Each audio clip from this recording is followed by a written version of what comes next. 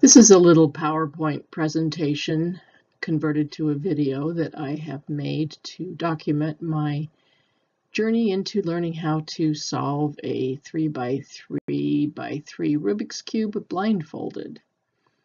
It will cover some of the pre-processes that I had to learn and then the steps in the tracing, the memorizing, and the executing through a series of flowcharts with a page about some notes I've made on memorizing.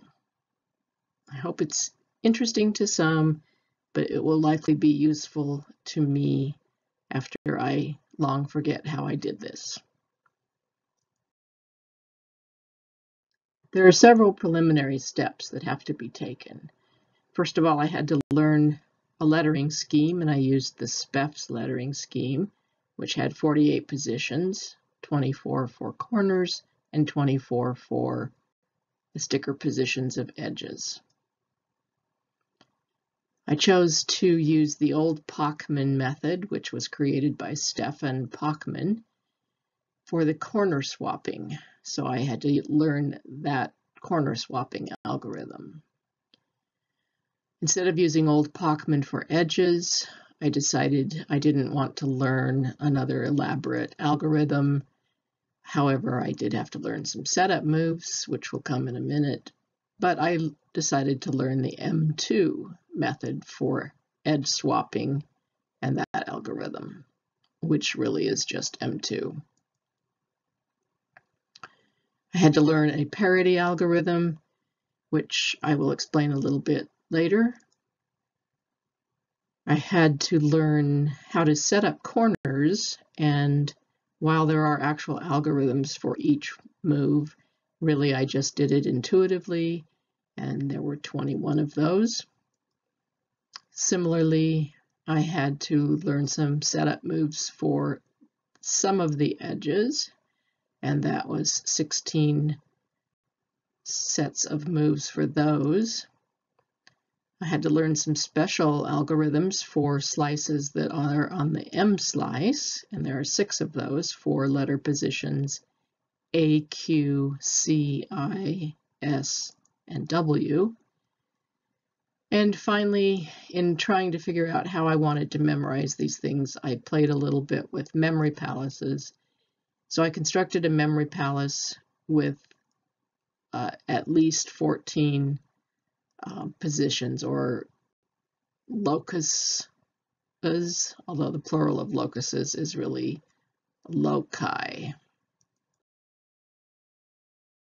All right, so an overview of a solve is this flowchart.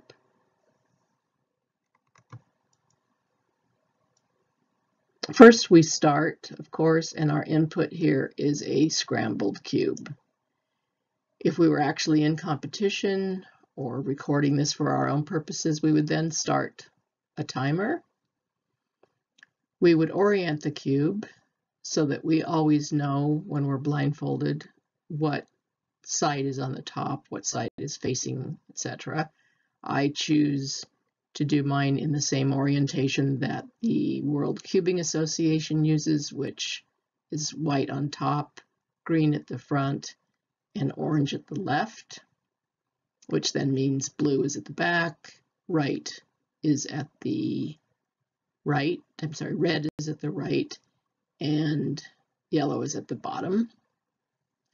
Then we trace and memo the corners, trace and memo the edges, review and reinforce the memos,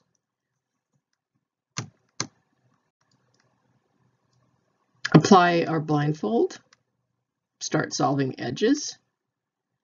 If there is a parity, then we do the parity algorithm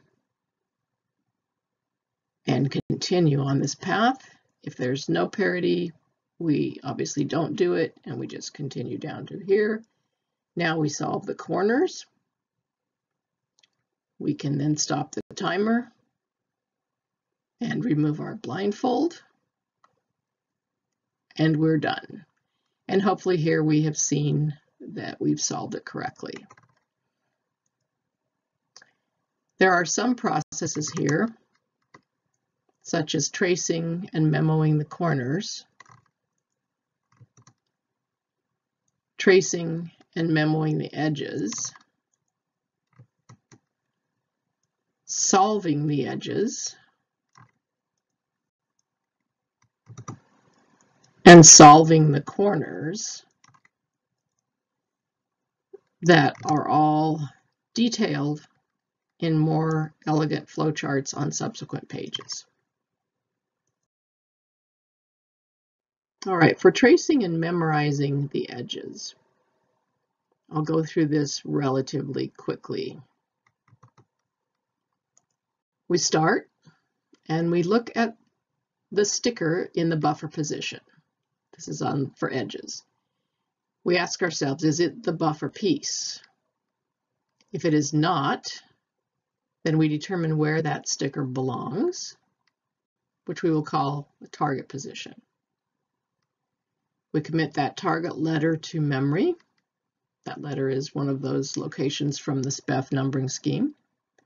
Then we look at the sticker that is in that target location, and we follow this path back to here and ask ourselves, is it the buffer piece?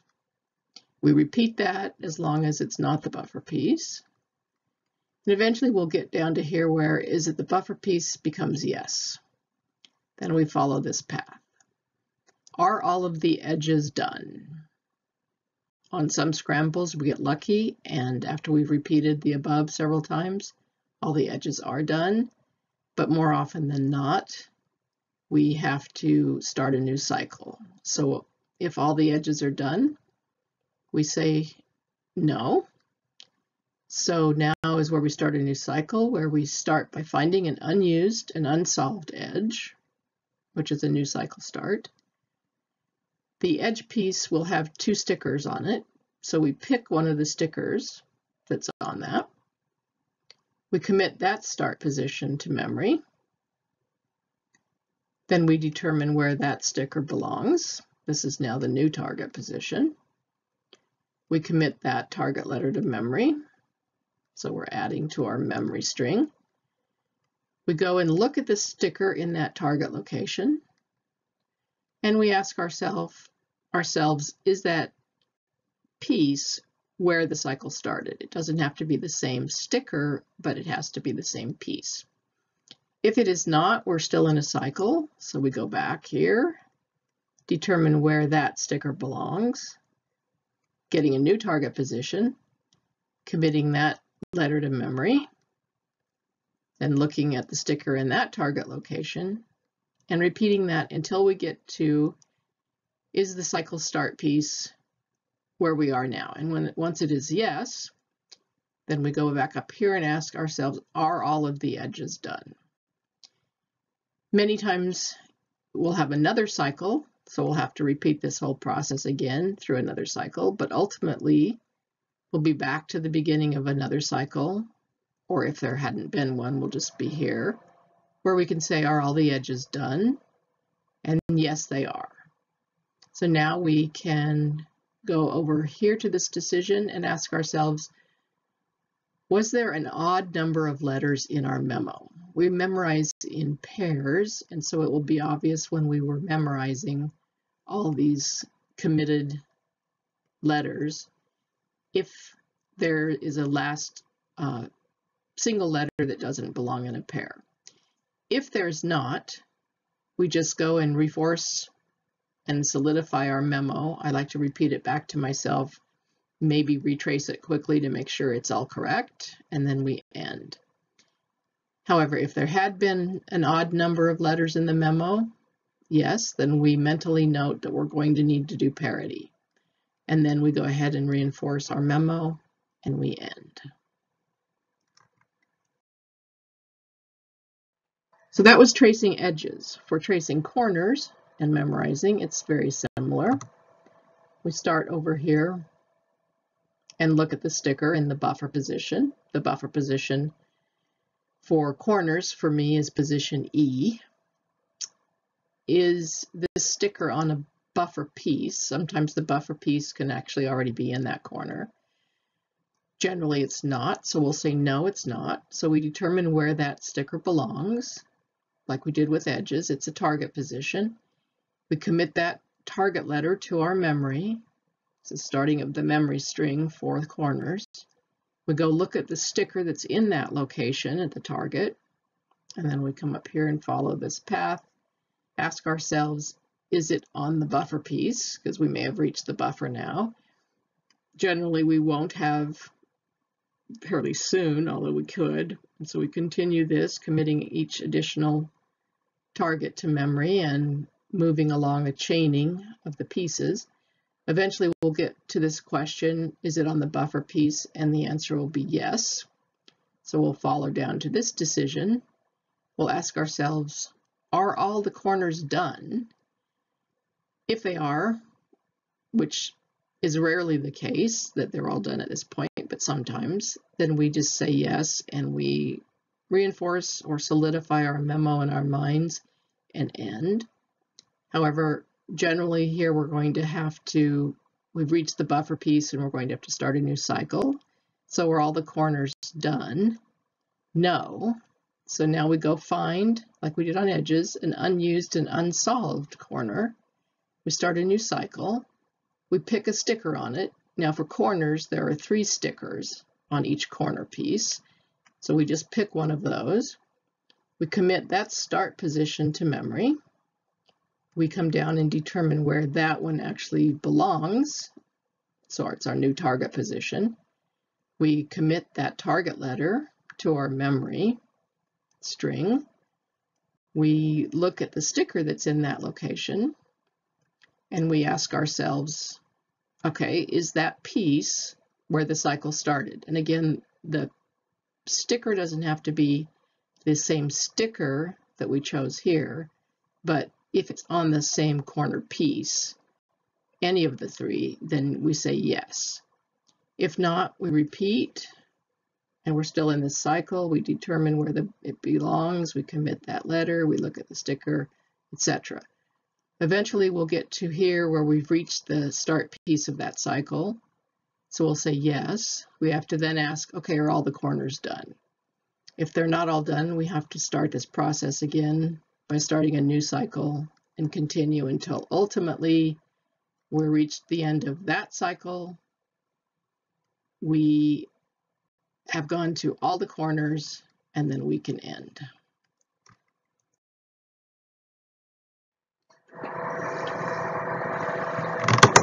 Now for recalling this memo and executing, as you remember from the very first flowchart, we now have put on our blindfold, and the rest has to be done with the blindfold on. We cannot remove the blindfold again until we're done, or else we are disqualified if we're not finished. So we start. What we do is we recall the first letter of the edges memo. So what we've done is we've memorized corners first, then edges, but we're going to execute edges first, then corners. One of the reasons for that is that generally we memorize corners with a process or a method that lasts a little bit longer in our memory, so that we have to do the shorter term memory edges first. And also, if there's parity, we need to do parity after the edges, but before the corners. So we recall the first letter of our edges memo. We ask ourselves, is this letter on the M slice? If it is not, then we simply do setup moves for that letter. We swap the pieces. We undo the setup moves. And we ask ourselves, are there more edges in our memo? Generally, and obviously at the beginning, there will be. So we say yes. We recall the next letter and what we've memorized. We come over and ask ourselves, is it on the M slice? If it's not, we continue like this. However, if it is, and we take this yes path, then we ask ourselves, is it the second letter in the pair? If it is not, we just do the special algorithm for that letter. However, if it were the second letter in the pair, we have to do not only the special algorithm, but the inverse of that algorithm for that letter. So then either on whether we do the special algorithm or the inverse, we come back to this flow, we come back to here and ask ourselves, okay, are there more edges in the memo? We keep repeating these loops until we come down and we're done with our memo for edges. So are there more edges? No. We now ask ourselves, was there parity? Here's where we have to remember whether there was parity or not. If there was parity, we come down here and do the parity algorithm. If there had not, oh, and if we did that, then we come over here and start corners. If we asked ourselves if there was parity and there was not parity, we don't need to do that algorithm, and we just come here also and start corners. So with corners, it's similar. We recall our first letter of our corner memo. We do our setup moves for that letter. Then we do the corner swap algorithm. Then we undo the setup moves. We come and ask ourselves, okay, are there more corners in the memo? If there are, we recall the next letter that we memorized, go back to our loop, do the setup moves, do the corner swapping, undo the setup moves, and continue that until we come to, are there more corners in the memo? And our answer is no. And then we end.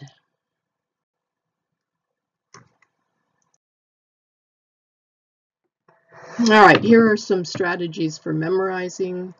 I'll leave the screen up a little bit here so you can read it, but basically there's the idea of a memory palace, one image or sentence, and an audio. So memory palace, apparently most people only use those if they're doing multi-blind, which is actually memorizing several cubes, then blindfolding, and then solving several cubes. However, in my experimentation, I have tried using it for just the one cube, and I've used downstairs for edges, I've used upstairs for corners. I prepared 2 rooms on each floor. Downstairs I happened to use the living room and the dining room, upstairs the bedroom and the bathroom. Then I wanted to set up 5 particular loci per room, or loci. I need to figure out how that's pronounced. So in the living room, for example, I have the chair, then the piano, then the sofa, then the stereo, then the fireplace. And I have determined these ahead of time so I can remember them in the order that a journey would be going by them. So for my case, I go counterclockwise through my room. I, from my memo, assign 1 memorized letter pair per location. So on the chair, there would be a pair, on the piano, there would be a pair, on the sofa, there would be a pair, etc.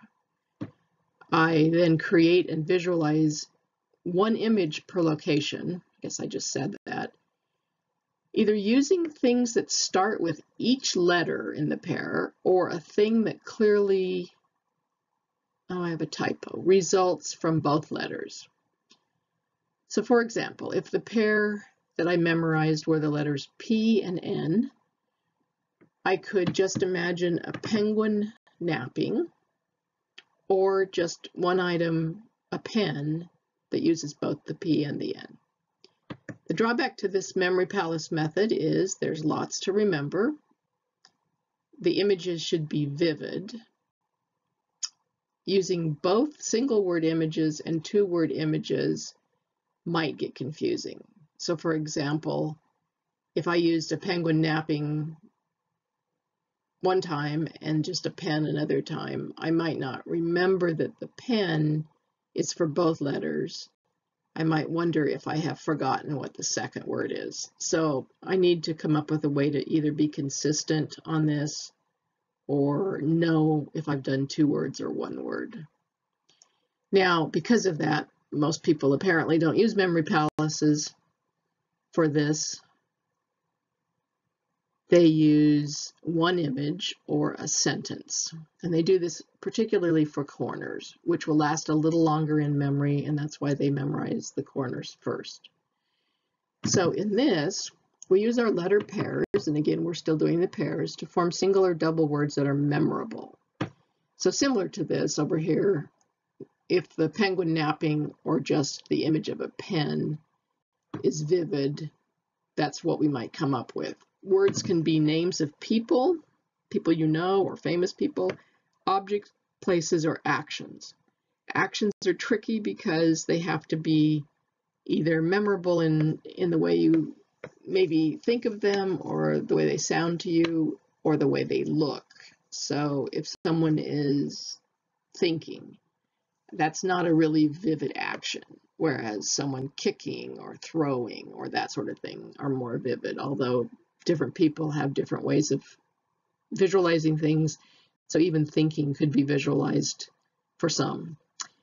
Be consistent with this. Don't use your friend Jack to sometimes represent the letter pair JK, but other times mean JC, which is more how it might be spelled. So it helps sometimes to think ahead for what representations of letter pairs you'll use. And there are all sorts of sources on the internet for spreadsheets that people have come up with words or images that work for letter pairs, such as the letter pair AB. Someone might use ABBA, the musical group. Some might use an abacus, etc. So pick words with strong visuals if you're creating an image and not just a sentence. It's not as important if it's just a sentence. String together words or the images, of course, in the traced order, and have them interact together to form a memorable sentence or picture. For example, Jack hits golf balls in the pool. And you can see from the capital letters, that would be for the letter pair JK, HT, GB, although here we use two words for one pair, which obviously is different than these two, and in the pool, PL. That picture of Jack hitting golf balls in the pool is more memorable than if this were Jack is happy today. Although again, to different people, different things are more vivid. So use filler words for better flow. It's okay to use the, a, of, that sort of thing, as long as you don't think they represent a letter pair. And some people say that using unusual, violent, or uncharacteristic images helps with easier recall. The drawback to this one image or sentence is that using both single words and double words per letter pair, like I did here, might get confusing. But double words, golf balls, require twice as much memory. And then we have audio, and a lot of people apparently use the audio method, especially for edges. What they do with these is they form a sound from each letter pair.